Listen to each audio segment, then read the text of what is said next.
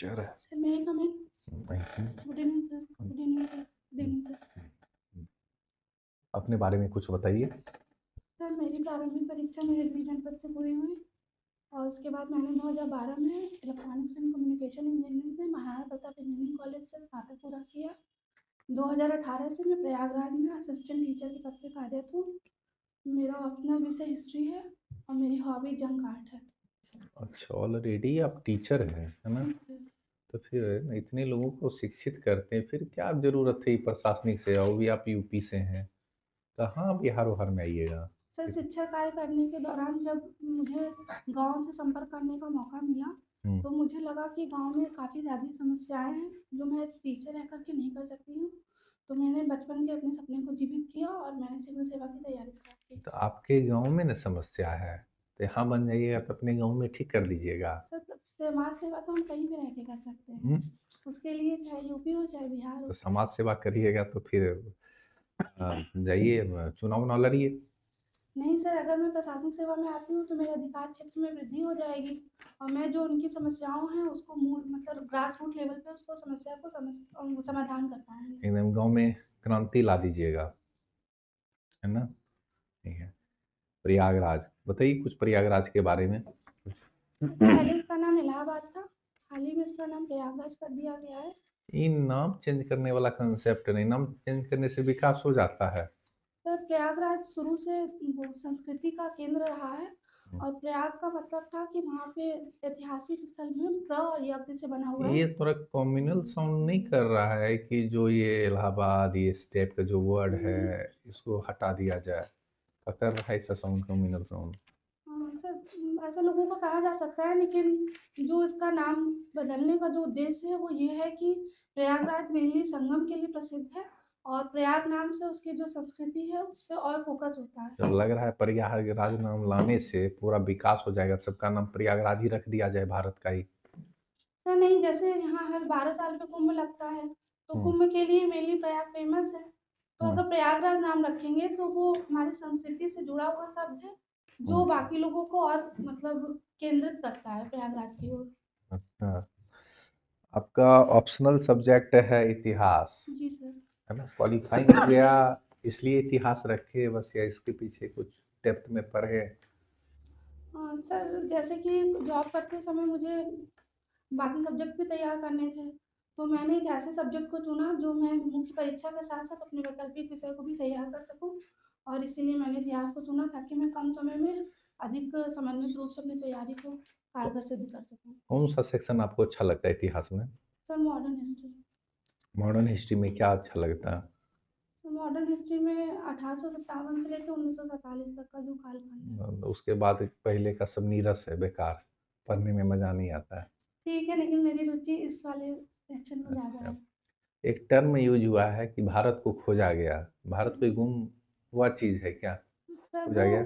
भारत को नहीं खोजा गया, भारत के लिए भारत नए रास्तों को खोजा गया था। भारत के लिए नए रास्तों को खोजा गया, क्या जरूरत पड़ी?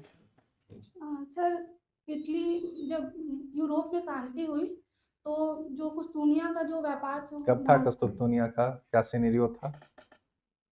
सर एग्जैक्ट डेट तो हम नहीं रिकॉल कर पा चौदह रहे सौ हैं। तिरपन जी सर। क्या था सिनेरियो? सर उसमें वही था कि व्यापार के लिए जो उनका जो समुद्री मार्ग था उस पर उनका एक अधिकार हो गया था। हम्म। तो बाकी जो यूरोप के लोग थे वो व्यापार करने में सक्षम नहीं हो रहे थे, इसीलिए वास्को डी गामा जी को ये जिम्मेदारी दी गई और उन्होंने अल सल्वाडोर होते हुए भारत के पश्चिमी तट काली तट पे अपना बंदरगाह उतारा। ये डिगामा जी ही शुरू किए ऐसा क्या कि नहीं भारत सर, जाना उस ही समय है? कोलंबस भी निकले थे, वो रास्ता भटक गए और रास्ता भटक गए?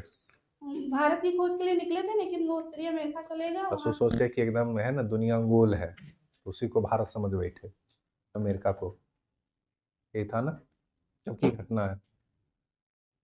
हाँ, डेट नहीं बता रहे। 1492 अमेरिकी की खोज।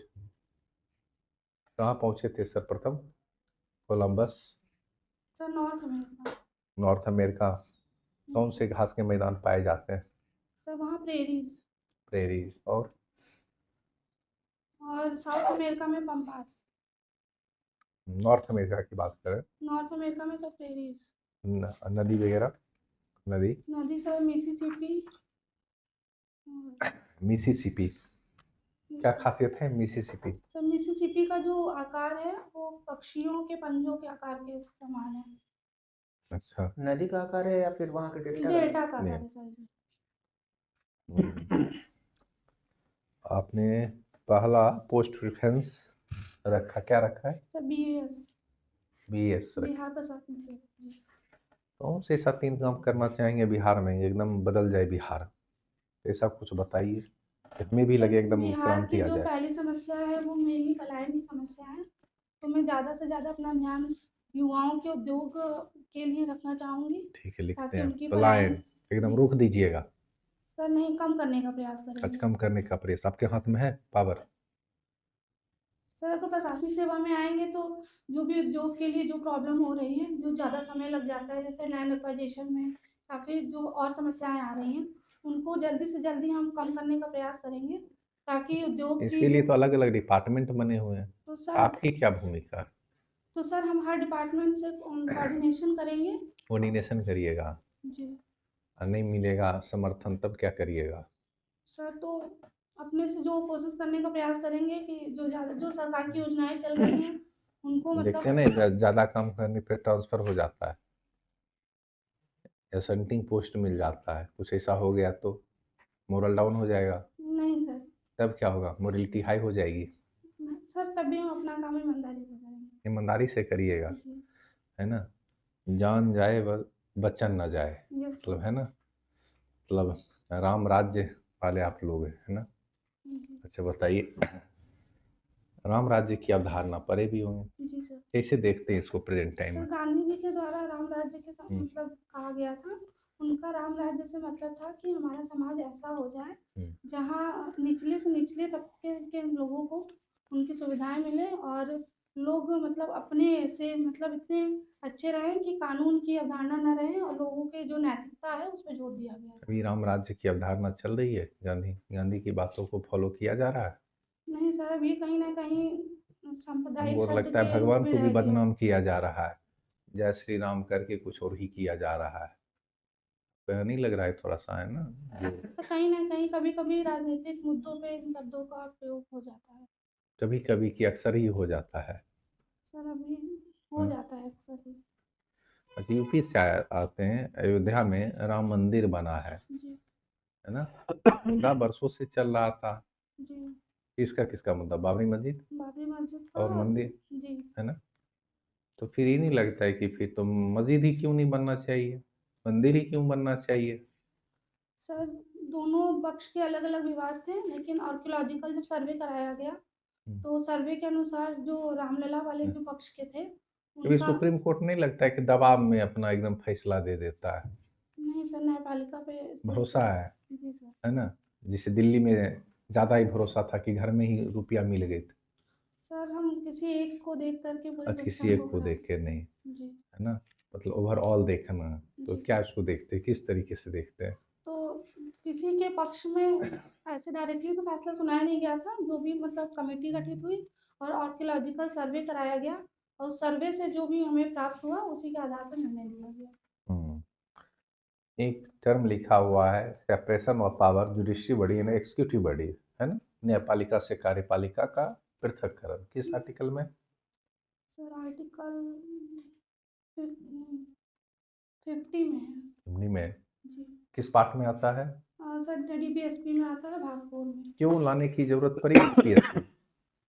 सर DPSP एक कल्याणकारी राज्य की अवधारणा देता क्या है। होता है कल्याणकारी राज्य? कल्याणकारी राज्य मतलब कि जहाँ जब भी सरकार की जो भी नीतियाँ बने वो उनको देख करके बने, ताकि हम ज़्यादा से ज़्यादा जनता का सर्वांगीण विकास कर सकें।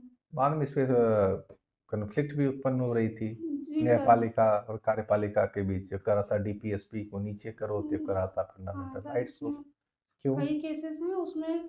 जब भूमि सुधार नियम आया हाँ। तो उसमें हुआ क्या, तो उसमें हमारा जो संपत्ति का अधिकार था उससे कॉन्फ्लिक्ट हो रहा था, तो प्रथम संशोधन नियम के द्वारा उसे 9वीं अनुसूची में रखा गया और ये हुआ कि दोनों ही एक दूसरे के अनुपूरक रहेंगे और दोनों ही बैलेंस अवधारणा पे काम करेंगे। भूमि सुधार की बात की थी, पहला संविधान संशोधन हुआ।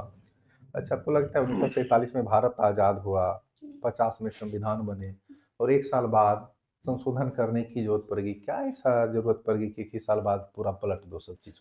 सर, जो हमारे प्रथम प्रधानमंत्री जवाहरलाल नेहरू जी थे, वो समाजवादी विचारधारा के थे हम्म। और उनको जो भी हमारी समस्याएं थी, उसमें उन्होंने पहला यही मतलब निर्णय लिया ताकि ज़्यादा से ज़्यादा किसानों को, जो उसमें भूमिहीन किसान थे और दूसरे के खेतों में काम कर रहे थे, यदि हम मतलब ज़्यादा पूंजीपतियों से लेकर के और किसानों को दे दें तो उनका ज़्यादा से ज़्यादा उत्थान होगा। इसी अवधारणा को लेकर के उन्होंने भूमि सुधार नियम किया। समाजवादी विचारधारा बोले, क्या होता है समाजवादी विचारधारा? सर, समाजवादी विचारधारा एक ऐसी विचारधारा है हम्म। जिसमें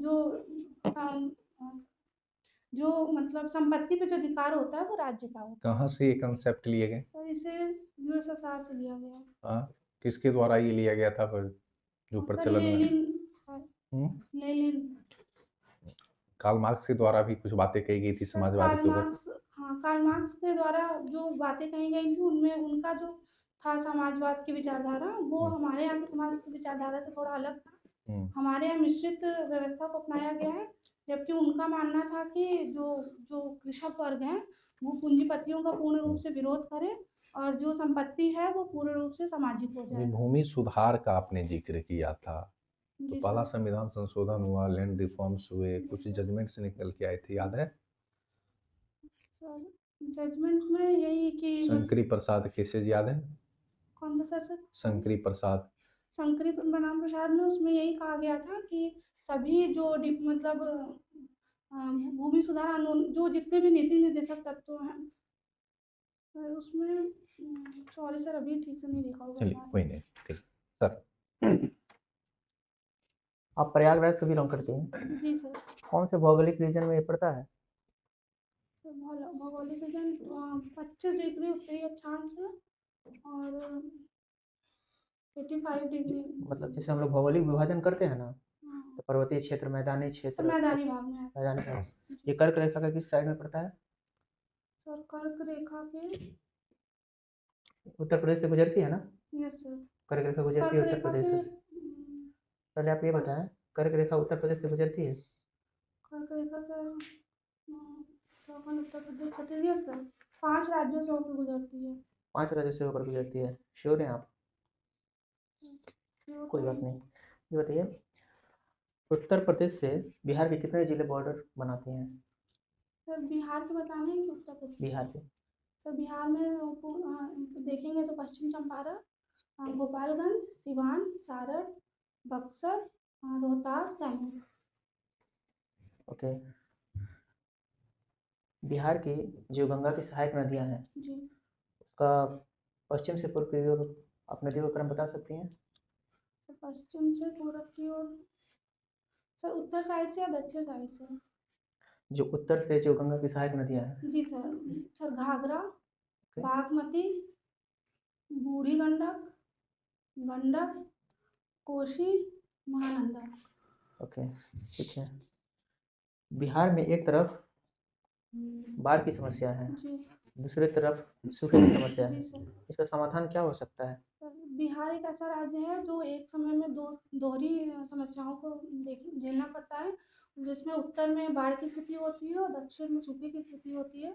यदि हम नदी जोड़ो परियोजनाओं के द्वारा नदियों को जोड़ें तो जिसमें नदी में ज़्यादा अधिशेष पानी है उसको यदि सूखे वाली नदी से जोड़ दिया जाए तो हम एक समय में दोनों समस्याओं को हल कर पाएंगे। मतलब आप मूलतः नदी जोड़ परियोजना के पक्ष में हैं। जी सर। क्या उससे संभव, जब इतना ही बेनिफिट है तब तक क्यों नहीं किया गया?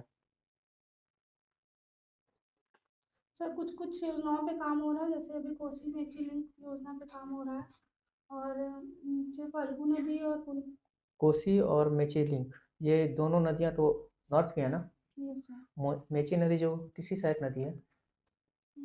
सर, अभी कोसी की है। कोसी की है, ओके। अभी बिहार में विधानसभा चुनाव हुआ है, जी कितने सीट है टोटल? 243। 243। सबसे अभी चुनाव में कौन सबसे ज़्यादा पार्टी जीता है? Sir, BJP. कितने सीटें हैं? सर, अभी रिकॉल नहीं हो रहा है। अच्छा अच्छा। यहाँ पे एक सबसे कम उम्र की महिला विजयी हुई है, सर, क्या नाम है मैथिली उनका? ठाकुर, मधुबनी से। कहाँ से वो जीती हैं? मधुबनी से। एसआईआर के बारे में कुछ सुना है आपने? ये आजकल काफ़ी चर्चा चल रहा है, सर क्या है वो? एफआईआर का फुल फॉर्म है स्पेशल इंटेंसिव। ये 2003 के बाद किया जा रहा है।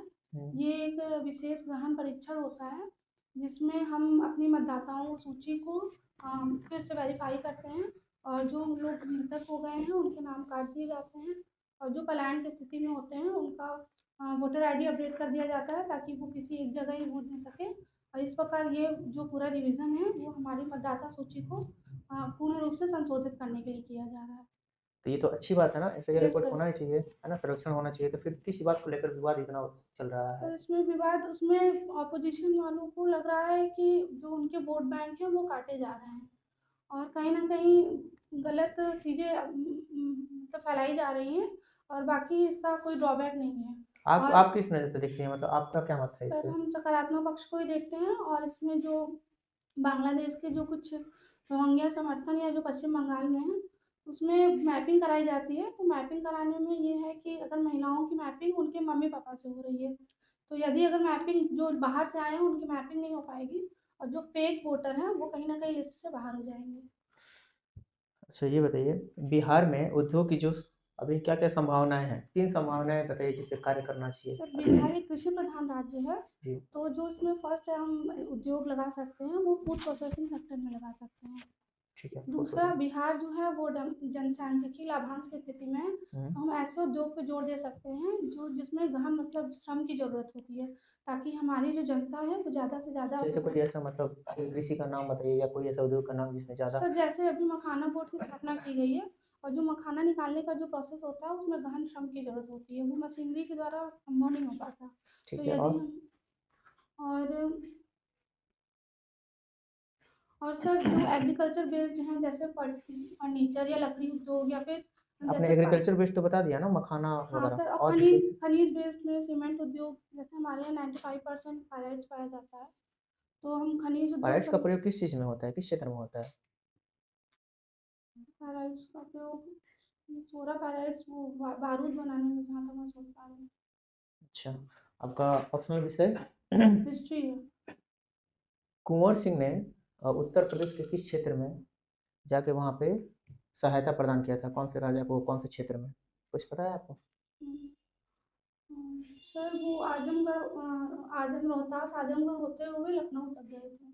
आजमगढ़ में उस समय कौन से शासक थे? सर नेम तो अभी नहीं रिकॉर्ड हो रहा। ठीक है। कोई ऐसे 2 शासक का नाम बताइए, जो स्वतंत्रता सेनानी का नाम, बिहार के, जिससे आप ज़्यादा प्रभावित हैं? सर ये बाबू कुंवर सिंह और अमर सिंह। अमर सिंह। जी अच्छा, अमर सिंह का क्या योगदान है? सर जब ये बाबू कुंवर सिंह के छोटे भाई थे और कुंवर सिंह के जाने के बाद उन्होंने जो बिहार का स्वतंत्रता आंदोलन था उसमें अपना योगदान दिया। मतलब उनसे ज़्यादा आप प्रभावित हैं। Yes sir. तो होंगे कौन से ऐसे कार्यशैली को देखकर आपने इतना प्रभावित हैं आप? सर जो कुंवर सिंह थे उनकी जो स्वतंत्रता आंदोलन हुआ उस समय उनकी आयु 80 वर्ष थी। तो इतने उम्र में भी इतना साहस दिखाना उनके असीम शक्ति को प्रदर्शित आप करता शायद है। प्रश्न को नहीं समझे। मैंने पूछा, आप अमर सिंह के बारे में आपने नाम लिया ना, कुंवर है ना? सिंह अमर सिंह जी सर। ठीक है। आपने सच्चिदानंद सिन्हा का नाम लिखा, जानती हैं? Yes sir. उनका क्या योगदान है बिहार के संदर्भ में? सर उन्होंने बिहार को बंगाल के विभाजन में योगदान दिया। बंगाल के विभाजन में? बिहार के विभाजन में बिहार के बिहार को एक विभाजन। अलग राज्य बनाने के लिए। अच्छा, अच्छा, ठीक है। आपका हॉबी है जंग card, junk art. Junk art, क्या होता है ये? सर जंक मीन्स होता है बेकार फेंकी हुई वस्तु या कबाड़ और आर्ट मीन्स कला। तो जंक आर्ट एक ऐसी कला शैली है जिसमें हम अनयूज चीज़ों को अपनी क्रिएटिविटी से यूज चीज़ों में कन्वर्ट करते हैं। ये तो बहुत अच्छी बात है, ये तो मतलब इको फ्रेंडली है, यस सर। रिसाइकिल के कंसेप्ट को भी पूरा यस करता है। तो इसके द्वारा क्या ऐसा, मतलब अभी हाल फिलहाल में कोई जीआई टैग वगैरह ऐसा कुछ मिला है क्या, ऐसा कुछ? सर जीआई टैग नहीं मिला है लेकिन बहुत सारे वेस्ट टू वंडर पार्क बनाए जा रहे हैं और प्रयागराज में अभी कुंभ के समय 400 टन कचरे से एक शिवालय पार्क बनाया गया है ताकि मतलब लोग उसको देख कर आकर्षित हों और पर्यावरण के अनुकूल अपने व्यवहार को परिवर्तित कर सकें ताकि हमारे जो पर्यावरण पे जो प्लास्टिक वेस्ट या किसी प्रकार के वेस्ट का जो अतिरिक्त दबाव पड़ रहा है उसको हम कम कर सकें। ओके। स्पोर्ट्स में आप चेस को पसंद करती हैं, ठीक है। सर बहुत समय तो नहीं मिल पाता है हमें लेकिन अपने बेटे के साथ थोड़ा बहुत खेल लेते हैं। चेस में टोटल कितने स्क्वायर होते हैं? Sir I think 64। Okay, bishop क्या होता है? बिशप, बिशप का नाम सुनिए आप? यस सर, वो जो डायगोनल चलते हैं। Okay, thank you sir. Thank you. आपका रोल नंबर कितना है? सर 480773। 77। 3। आपके नाम का दो पर्यायवाची शब्द बताइए। सर शाम और गोधूली। साँझ का क्या मतलब होता है? साँझ और संध्या में क्या अंतर है? सर बेसिकली अर्थ में तो कोई अंतर नहीं है, प्रयोग में कह सकते हैं। प्रयोग में अंतर है। हम्म। और शाम और गोधूली में क्या अंतर है? सर गोधूली एक ऐसे समय को कहते हैं जहाँ समय शाम मतलब दिन का पहर खत्म हो रहा होता है और रात्रि का पहर प्रारंभ हो रहा होता है। तो एक तरीके से ये संकरार समय को जो कहते हैं उसको गोधूली कहते हैं। आप बिहार में जॉब करना क्यों चाहते हैं?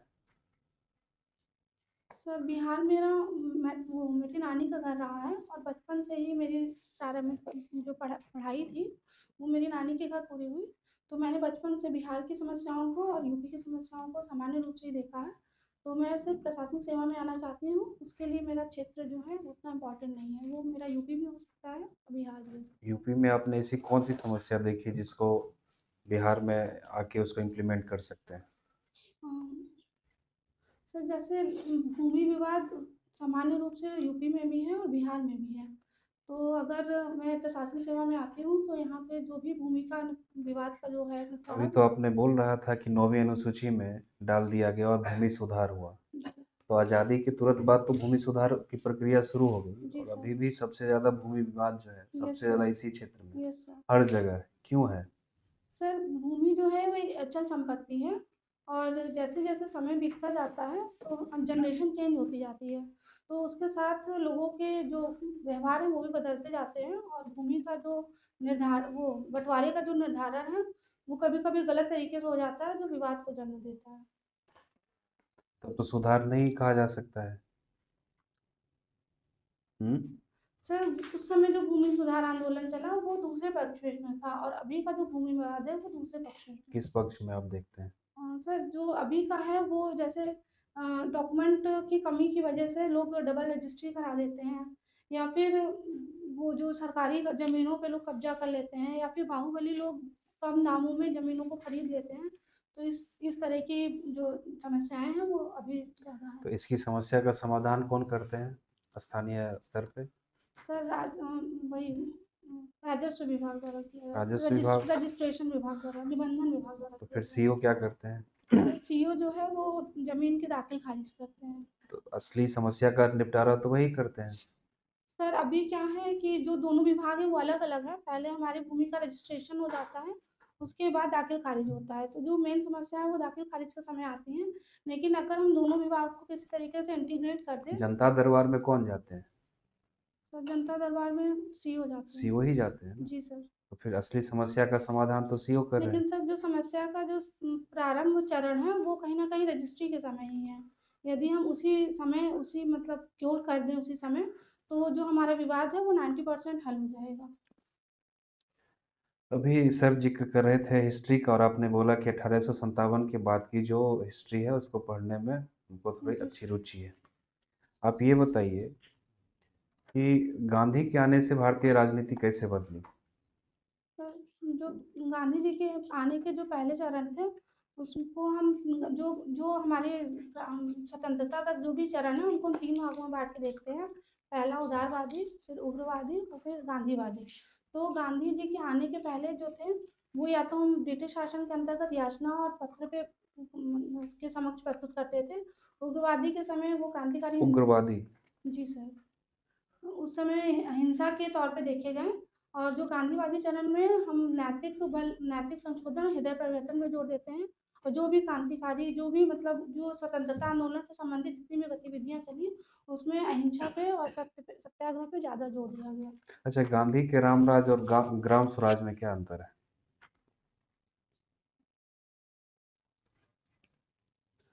सर स्वराज की जो अवधारणा है वो सर्वोदय से ली गई है जो एक गांधी जी के ट्रस्टीशिप सिद्धांत को दिखाता है।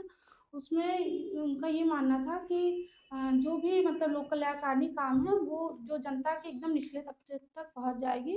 तो इस अवधारणा को सर्वोदय का धर्म मतलब सबका साथ और सबका विकास से कह सकते हमने हैं। ग्राम स्वराज पूछा था। ग्राम स्वराज सर गांधी जी गाँव को मतलब मजबूत करना चाहते थे ताकि जो गांव में गांव को मजबूत करना चाहते थे या गांव से जुड़े हुए जो लोग थे? गांव से जुड़े हुए लोगों को, ताकि हमारी जो केंद्रीकृत जो शासन व्यवस्था है उसको गांव गांव के स्तर तक पहुंच सके और गांव के लोग जो हैं वो सशक्ति आर्थिक और राजनीतिक रूप से सशक्तिकरण की दिशा में आगे बढ़ सके। बिहार और यूपी में कितनी नदियां ऐसी है जो यूपी में भी बह रही है और बिहार में भी बह रही है? सर घाघरा नदी, कर्मनाशा नदी और गंडक नदी, और गंगा नहीं बहती है? गंगा नदी। गंगा भी तो बहती है। Yes sir. संगम का आपने जिक्र किया, संगम क्यों बोला जाता है? सर यहाँ पे 3 नदियाँ आपस में आके मिलती हैं जिसमें जिनके नाम है गंगा, यमुना और सरस्वती नदी विलुप्त अवस्था में है। सरस्वती विलुप्त है? जी सर। ओके, सिर्फ उनका महत्व है, यस। नाम का महत्व है, धाराएं नहीं है। सर ऐसे इंटरनली हो सकती हैं मतलब, लेकिन ऊपर से देखने पे नहीं है। कुंभ और अर्धकुंभ में क्या अंतर है? सर कुंभ जो है अभी हाल ही में उत्तर प्रदेश सरकार द्वारा इसका नाम परिवर्तन कर दिया गया है। अब कुंभ को महाकुंभ और अर्धकुंभ को कुंभ कहा जाता है। 12 साल वाले लगने वाले मेले को महाकुंभ कहते हैं, जबकि 6 साल पे जो मेला लगाते आयोजन होता है उसको कम किस बेस पे लगता है? हाँ सर, ये नक्षत्र के बेस पे लगता है जब सूर्य मकर राशि में जाते हैं और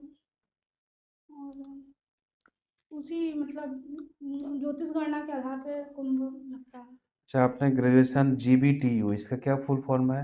sir Gautam Buddha technical university जो मतलब गौतम यूपीटीयू, बुद्ध टेक्निकल जो यूनिवर्सिटी। पहले यूपीटीयू के नाम से जानी जाती थी। गौतम बुद्ध के जीवन से आपने क्या सीखा?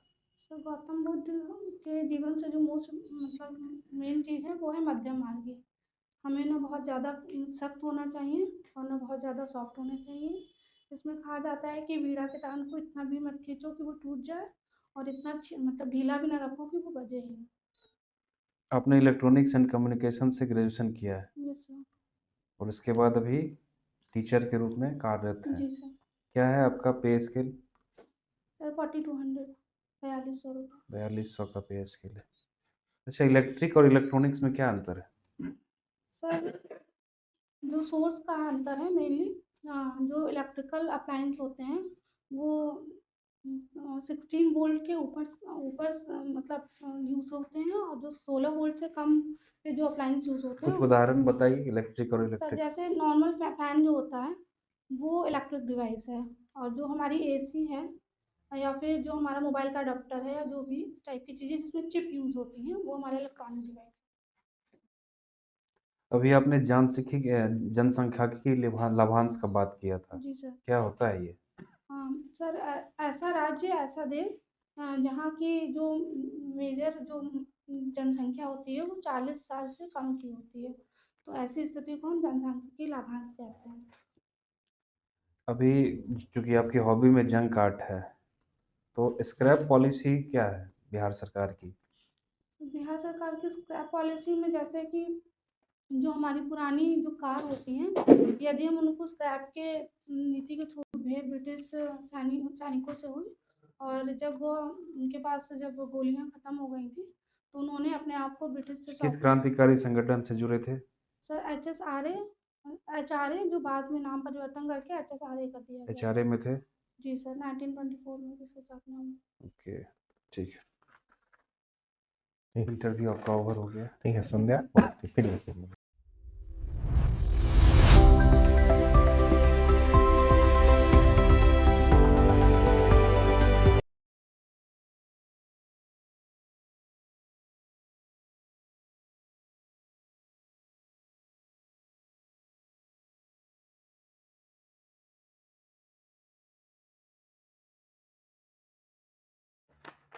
Sir may I come in? आइए, बैठिए। Thank you sir. कैसा लगा खुद का इंटरव्यू? ठीक था। नर्वस फील कर रहे हैं? नहीं सर, कुछ पोर्शन जैसे ज्योग्राफी बहुत प्रिपेयर करके नहीं आए थे, मुझे लगा कि मेरा हिस्ट्री है तो कोई बात नहीं। कोई ज़्यादा कोई मेजर इशू नहीं, अच्छा रहा आपका इंटरव्यू।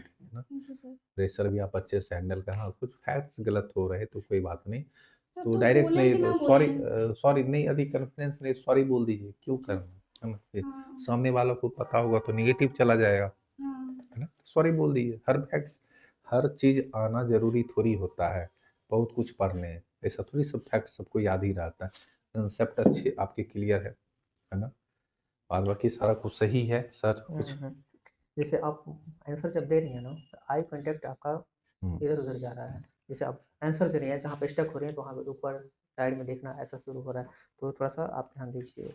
और दूसरा, जब आंसर दे रही है ना तो बहुत ज़्यादा स्पीड में दे रही हैं, जिसके बदल क्या होगा, जब ज़्यादा स्पीड में आंसर दीजिएगा, जाहिर सी बात है आप स्टक होइएगा। सर धीरे लेकिन धीरे हम आंसर दीजिएगा, संतुलित वे में दीजिएगा, तो आप ध्यान में जो आएगा वो आंसर। कोशिश करते हैं मिरर के साथ, लेकिन होता प्रॉब्लम क्या है कि जब हम थोड़ा धीरे स्पीड कम करते हैं तो हम और अटकने लगते हैं, मतलब लगता है कि भूल ना जाए कोई तो चीज़। संतुलित होना चाहिए, ज़्यादा स्पीड में भी नहीं होना चाहिए और ज़्यादा स्लो भी नहीं होना ऐसा चाहिए। लगता है कि रिकॉर्डर ऑन हो गया, हाँ, उस वो- टाइप से आपका आता है। उस प्रेफरेंस की हायरार्की जान लीजिएगा आप जॉब हाँ की, सर है ना, देखें थोड़ा क्या बहुत। इसके फंक्शन है, वो सब अच्छे से देख लीजिएगा, ठीक है। एक चीज है, आंसर आप जो ले, जैसे कि क्वेश्चन पूछा और आंसर आपका आ जाता है, थोड़ा पॉज लेना है, अच्छा एक आध सेकेंड का, फिर हाँ। आपको आंसर करना है ठीक है। और फ्रिक्वेंटली नहीं बोलना है। गेस भी करना है ना तो परमिशन ले लीजिए सर, और बहुत जान सारा नहीं रही कि आप fact- परमिशन देंगे तो क्या इस क्वेश्चन को गेस कर सकती हूँ, हाँ परमिशन लेके कर लीजिए, ठीक जैसे है। कोसी मेची वाला आपने सर ने पूछा था आपको, तो आपने बोला कि मेची कोसी की सहायक नदी है, ये गलत है। हाँ आप सही तरीके से बता रहे हैं प्रोजेक्ट को, हम्म, लेकिन आप मेची के बारे में क्यों, अगर सहायक होगी तो क्यों लिंक, आप इसको हाँ समझिए। दूसरा, आप सर ने पूछा था मैथिली ठाकुर के हम्म, बारे में, आपने मधुबनी। मधुबनी बताया था। मोतिहारी से हैं शायद नहीं, वो। दरभंगा, दरभंगा। कॉन्फिडेंस के साथ गलत देखिए नहीं चूंकि बोलना। आप महिला हैं, तो महिला सशक्तिकरण के समय 2-3 उदाहरण बिहार के संदर्भ में पूछे जा सकते हैं, संभावनाएं होती हैं, और खासकर अभी चुनाव खत्म हुए हैं और सबसे कम उम्र की महिला है, और वो कभी कभी आपका लाफिंग भी हाँ ठीक है। ज्यादा आ रहा था वो। मेंस कैसा गया आप, मीन्स तो ठीक हुआ था, क्वेश्चन छूटे नहीं थे मेरे, पूरा करके आए थे, लेकिन DI DI में एक क्वेश्चन गलत है। आएंगे, आपके इंटरव्यू में अच्छे नंबर आएंगे, 80+ ही रहेंगे, ठीक है ना, बस थोड़ा बहुत काम कर लीजिए, है ना, अच्छे रैंक के साथ ही। सर तो जैसे जैसे बिहार में क्या क्या देखना होगा, जैसे आज- बिहार को यूपी से कंपेयर करके पूरा पढ़ना पड़ेगा। थोड़ा बहुत वहाँ की प्रशासनिक व्यवस्था देख लीजिए, क्योंकि यहाँ भी प्रशासनिक सेवा में आ रहे हैं, तो थोड़ा देख लीजिए, ठीक है ना, क्या जी। मतलब बहुत से चीज कर सकते हैं, और कभी ऐसा नहीं करना है कि बिहार को दबा देना कि नहीं सर बिहार में ये दिक्कत है, हम यूपी से ऐसे करके आएंगे, ऐसे कर देंगे, बिल्कुल नहीं अच्छा सर, दोनों अपनी जगह सही है। ठीक है, और जहाँ अगर फैक्ट्स में प्रॉब्लम आती है वहाँ हम सॉरी बोल हाँ, देंगे। सॉरी बोल दीजिए, और जो आज के पोर्शन होंगे ना, आज हम कंटेंट दे देंगे, है ना, अच्छा। सारा लेके बिहार क्या में पढ़ाती आज हैं आप टीचर में, कौन सा सभी सब्जेक्ट? सब्जेक्ट पढ़ाते हैं, मेनली मैथ्स पढ़ाते हैं। Mainly maths. जी सर। हो सकता है वहाँ से कुछ हाँ, क्वेश्चन बन संभवतः सकता है, क्वेश्चन बन सकते हैं इससे संबंधित। ठीक है ना, उस एरिया को हमने नहीं टच किया यहाँ पे। तो जो सब्जेक्ट आप पढ़ाते हैं और जिसे ग्रेजुएशन आपने किया है, जी सर। इसको थोड़ा सा अच्छे से कर लीजिएगा। बाकी आई कांटेक्ट वाला एक अच्छा ठीक है। ठीक है, ये थोड़ा सा एक ड्रॉबैक के रूप में बस वही है। कंफर्म है कि आपका रिजल्ट कंफर्म आएगा, थैंक यू श्योर, सर। ठीक है, बाकी ऑल द बेहतर है। बेस्ट। All the best.